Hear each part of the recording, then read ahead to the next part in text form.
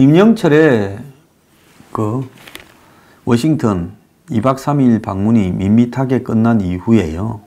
지금 스웨덴 스톡홀름 근교 이 하크 홀럼순트 컨퍼런스에서 2박 3일간 비건 그리고 최선희 그리고 한국의 이도훈 외교부 한반도 평화교섭본부장 등이 세 팀이 가서 합숙 담판을 벌였습니다. 밖으로 나오지 않고요.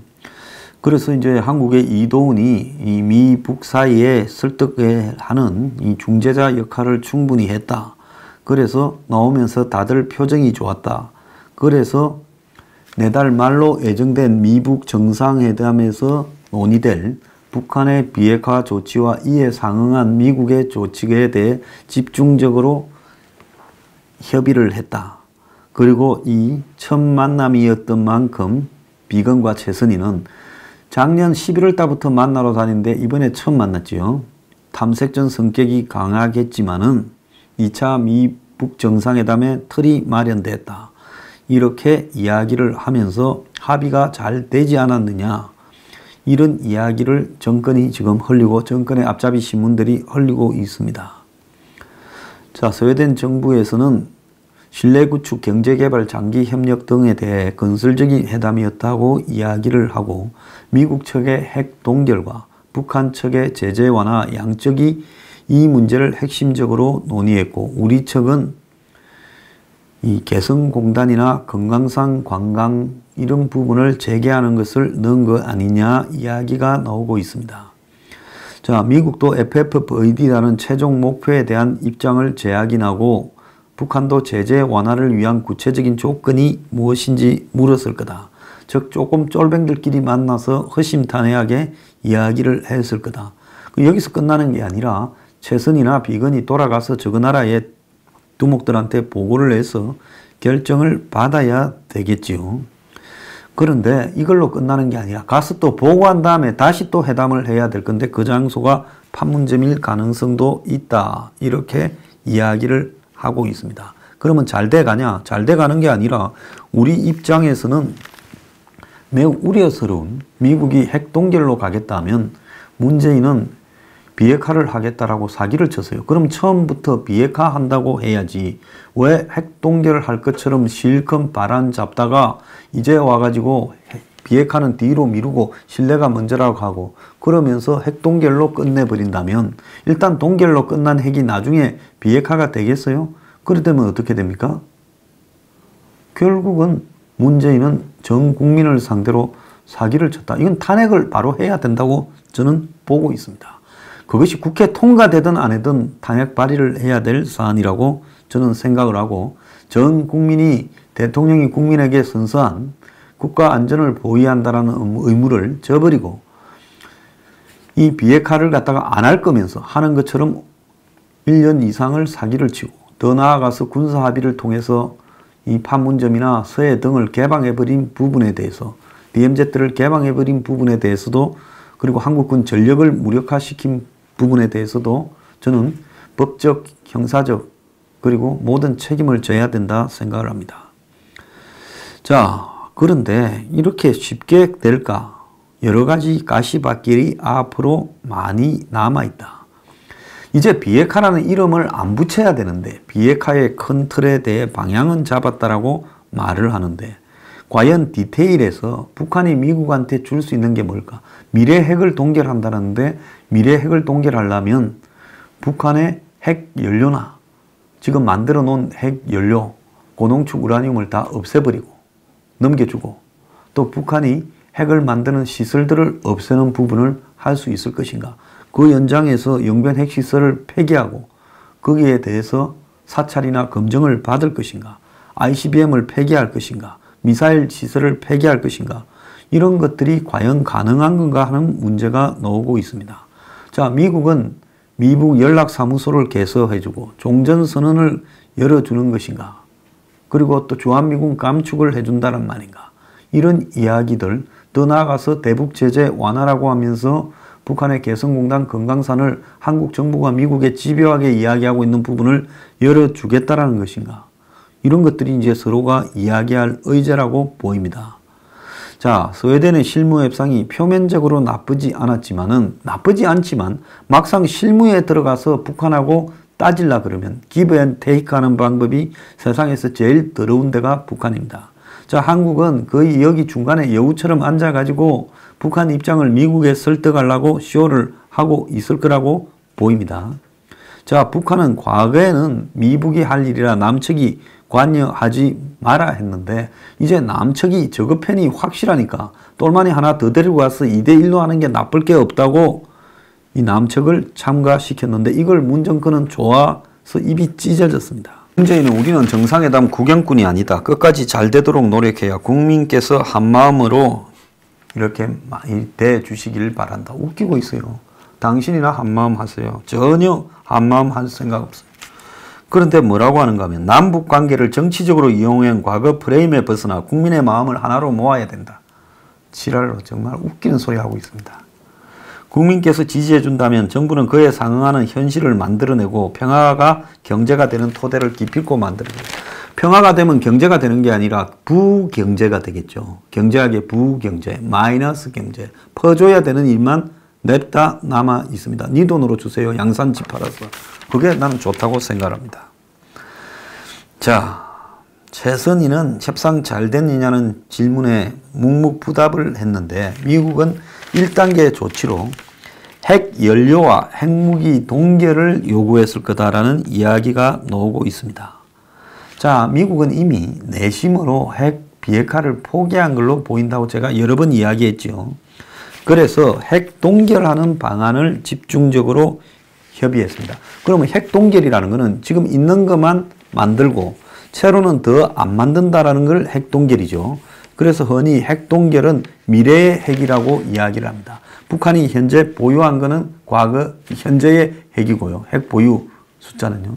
그 다음에 과거의 핵이라는 것은 북한이 만들었던 과거의 핵시설들을 의미하는 거겠죠. 자, 그러면 미국이 미래의 핵을 없애라고 하면서 핵 연료나 아직 핵무기로 만들지 못해서 연료 상태로 있는 플루토늄이나 고농축 우라늄 그리고 더 이상은 만들지 말라는 걸 미국이 요구했다. 그러면 만드는 시설은 좀 없애라고 요구했다. 이런 겁니다. 자, 폼페이오는 비핵화가 긴 과정이라는 것을 안다고 이래서 장기전이다. 이렇게 말을 하고 있습니다만은 또 뭔 쇼를 트럼프 지시받고 하려 하겠죠. 이 친구는 소신이 없는 친구입니다. 전문가들은 북한이 동결에 응해도 실제로 그 핵을 만들 시설, 인력, 그 다음에 연료 등을 어떻게 없애는가라는 비핵화 로드맵을 가지지 못하면 동결이라는 것은 시간만 벌어주는 일회성 이벤트라고 이야기를 하고 있습니다. 전직 전문가들, 관리들은 지금 스웨덴 회담과 관련해서 정상회담 이전에 아주 많이 만나서 공동성명에 담길 구체적인 내용을 문서화해야 된다. 그런데 이 재량권이 제한된 북한의 외교관들과 트럼프, 김정은이 간에 이렇게 발표할 내용을 조율하기가 쉽겠느냐. 그래서 정상회담 이후에 추진할 협상 의제에 대해 실무 협상에 초점을 만들어야 된다. 차라리 뭘 갖고 협의할 건지 그걸 갖다가 정하는 게 낫다라는 이야기까지 하고 있습니다. 이상한 부분은요. 최근에 비핵화에 대해서 회의적으로 보던가 비판하던 사람들이 다 입을 다물어 버리고 이제는 뭐 만나는 거는 좋은 거 아니냐라고 하고 미국 민주당 의원 일부도 트럼프의 대북 외교를 환영한다라고 말을 합니다. 자, 트럼프 2주년 보고서에는 북한 문제에 진전이 많았다. 대북 제재를 채택해서 그렇게 만들었다고 자자찬하고 있고요. 자, 이 부분과 관련해서 CSIS는 북한의 미신고 미사일 시설이 한 곳 더 있다라고 추가적으로 공개를 했습니다. 자, 미북 회담이 2월 말에 있을 거라고 예정되는 가운데 이 연구진은 북한의 비밀 탄도미사일 기지가 존재한다는 것을 발견하고 그 보고서에 기재했습니다. 북한에는 20개에 달하는 비밀 미사일 기지가 있다라고 이 CSIS 등의 보고서가 이렇게 언급을 했습니다. 특히 지금 이번에 발표된 신오리 미사일 운용 기지는 외부 세계에 일체 알려지지 않았던 기지입니다. 자, 그래서 이 기지가 지금 공개가 됐어요. 북한의 미신고 미사일 기지 13곳을 파악을 했는데 CSIS가 그 중에 한 곳을 추가해서 신오리를 발표했습니다. 그래서 이 신오리 미사일 기지에서 중거리 탄도미사일 노동 1호가 운영되고 있고, 이곳은 지금까지 전혀 공개되지 않았고 평안북도 운천군에 위치해서 DMZ까지 거리가 211km, 평양까지가 77km라는 겁니다. 자, 그래서 이 시설이 공개된 부분에서는요, 북한이 이런 비밀기지를 운영하고 있는데 이런 부분에 대해서는 말을 하나도 하지 않고 핵 리스트를, 즉 거기에는 당연히 핵과 탄도미사일 리스트가 나와야 되는데 북한이 몇 개 어디에 있다는 걸 그렇게 하지 않고 지금 북한과 이런 식으로 핵 동결을 한다면서 협상을 맺었다가 나중에 이 숨겨놓은 미사일 기지에서 괌이나 오키나와로 핵폭탄이 날아들면 어떻게 할 거냐, 그런 우려를 지금 요구하고 있는 거예요. 지금 북한의 이런 부분에 대해서 북한이 섬신 쓰듯 임시 동결에 응할 수 있지만, 할 수 있겠죠. 지난 1년 동안 쇼하면서 비핵화 협상을 해온 것처럼요. 신고 사찰 검증에는 성실히 하지 않을 거다. 그래서 뉴욕타임스는 과거 협상은 검증 문제 때문에 무너졌는데 핵 프로그램을 진정으로 동결하고 있는지에 대해 북한 말을 누가 믿겠느냐. 그러면서 동결 이후 프로세스를 담은 비핵화 로드맵이 같이 제기되지 않는다면 북한이 동결에 응해도 그건 지금 시간을 끌기 위한 일회성 이벤트일 뿐이다.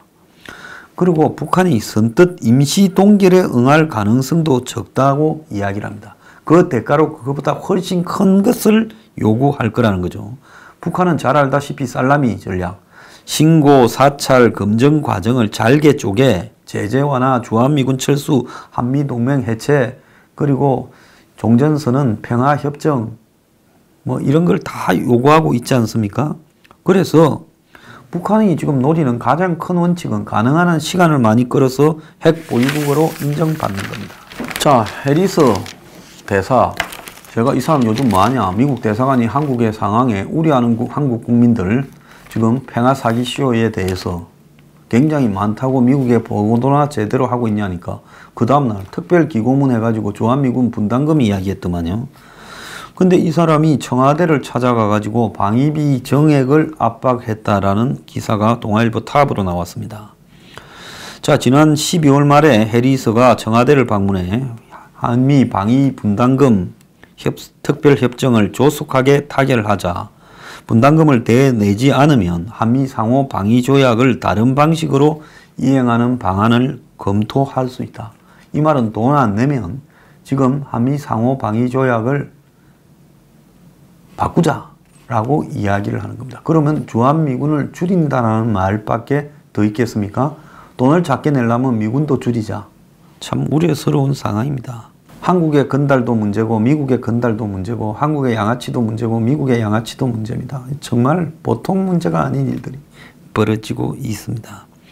자, 주한미군을 가지고 한미동맹 이슈의 협상, 한마디로 패로 쓰겠다라는 이야기를 지금 한 겁니다. 참 큰일 날 일이 벌어졌어요. 1963년 10월에 한미 상호 방위 조약이 맺어진 이후 지금 이런 일은 처음 일어나고 있는 것 같습니다. 분담금을 가지고 뺀다 안 뺀다요. 카트가 인권을 가지고 이야기를 했지만은, 자, 지난 12월 말에 해리스가 정의용을 만나서 비공개 협의했는데 이례적으로 한미 상호 방위 조약을 이야기하며 분담금을 더 내라고 했다. 트럼프가 지난해 12월 24, 25 이틀간에 걸쳐 미국이 불이익을 당하면서 부자 나라에 보조금을 지급하길 원하지 않는다, 이렇게 밝힌 직후에 해리스가 가서 그랬다는 겁니다.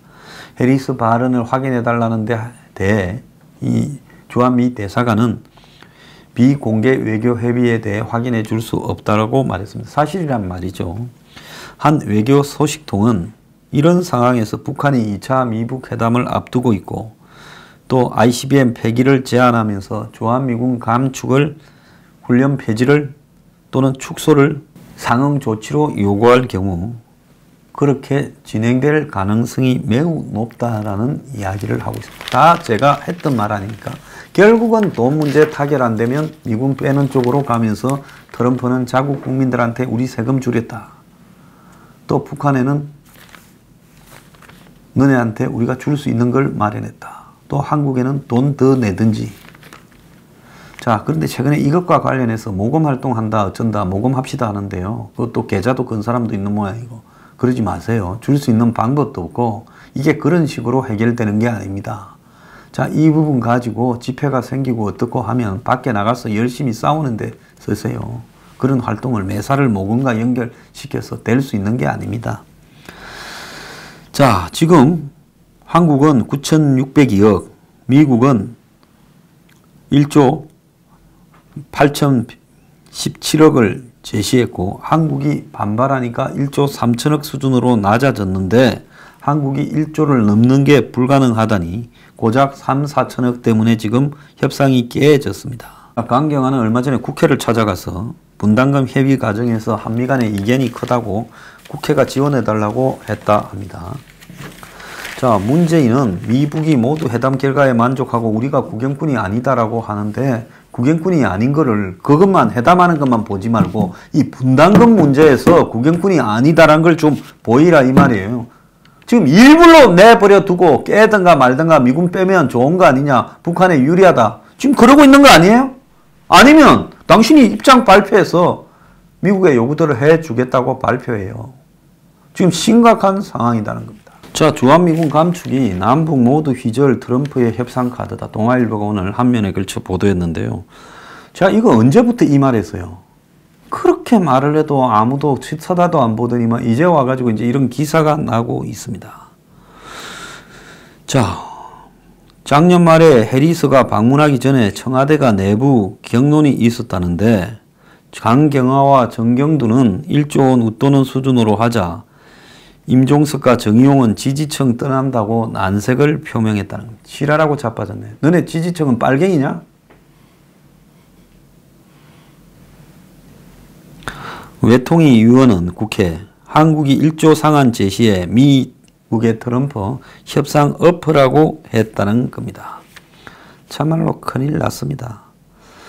자, 강경화는 항미 방위비 이견이 크다며 국회를 찾아가서 지원 요청을 했다는데 강경화를 맡는 바른미래당의 정병국 의원은 의원들도 파국으로 가면 안 된다. 한미 동맹을 깨서는 안 된다면서 이 강경화의 방문은 협상이 타결되었을 때 국회 비준 동의를 못 받으면 나중에 또 문제가 되니까 미리 와서 그러는 거 아니냐라고 했는데 자, 결국은 문재인과 트럼프가 만나서 결론 지어야 될 문제다.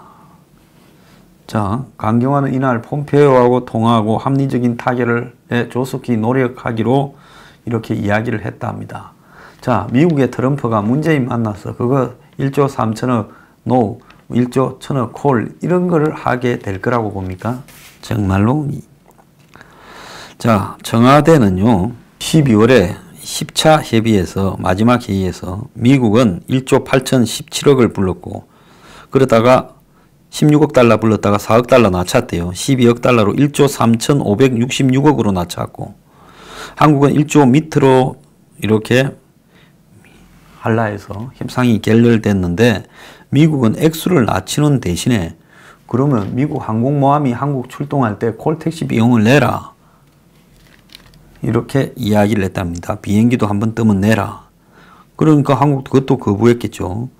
그래서 국회 외통위원은 미국은 1조 원 밑으로 이렇게 가야 된다라고 한국이 이야기하자 트럼프 지시라면서 판을 엎어버렸다는 겁니다. 자, 그래서 이제 1조 원 이상이 아니면 답이 없는데 임종석과 정의용이 1조 원을 넘기면 정권 지지층이 떠난다고 난색을 표명했다고 합니다. 이걸 타결을 지으려면 1월 달에 타결을 지어야지. 만약에 2차 미북 회담까지 이게 타결이 안 되면 트럼프는 지금 김정은에게 주한미군 감축을 선물로 줘버릴 거고, 그리고 북핵 협상에서 주한미군 문제를 충분히 먹이로 던져주고도 남을 사람인 겁니다. 자, 그는 분담금 정액이라는 문제, 돈에 대해서 꽂히면 나머지를 생각 안 하기 때문에 다른 한미관계의 문제는 전혀 고려를 하지 않고 있다는 겁니다. 그래서 북한하고의 이 회담에서 미국이 내야 될 상응 조치 협상 카드로 주한미군 감축을 고려한다는 겁니다. 감축뿐만 아니라 훈련을 중단한 데서 돈을 아끼려고도 하겠지요. 훈련하는데 돈이 얼마나 드냐, 미친 짓이다라고까지 이야기를 하지 않았습니까? 자, 북한이 영변 핵시설 폐기 및 검정, ICBM 폐기 등을 제안하면 미국은 주한미군을 일부 줄일 거다라는 부분을 이렇게 낼 수 있다는 겁니다. 안보 무임 성찰을 주장한 트럼프 입장에서는 주한미군 일부 감축은 한국을 길들이고 북한에다가 선물도 주는 꼭 먹고 알 먹고 카드라는 겁니다. 그래서 지금 스톡홀름에서 실무회담이나 이런 데에서도 북한이 주한미군 감축과 훈련 중단을 요구했을 거라고 충분히 보입니다. 감축할 때는 2사단 1여단인 지상군 전투부대 4,500에서 5,000명이 그 대상이 될 거라고 합니다. 자, 트럼프는 그 업적 홍보에 코리아를 6번으로 해서 FTA 개정으로 한국과 개정해서 시장을 확대했고 북미 정상회담이 주요 성과다 이렇게 이야기를 한답니다. 자, 이 사람 자기 이익을 위해서는 뭐도 하고 남을 사람입니다.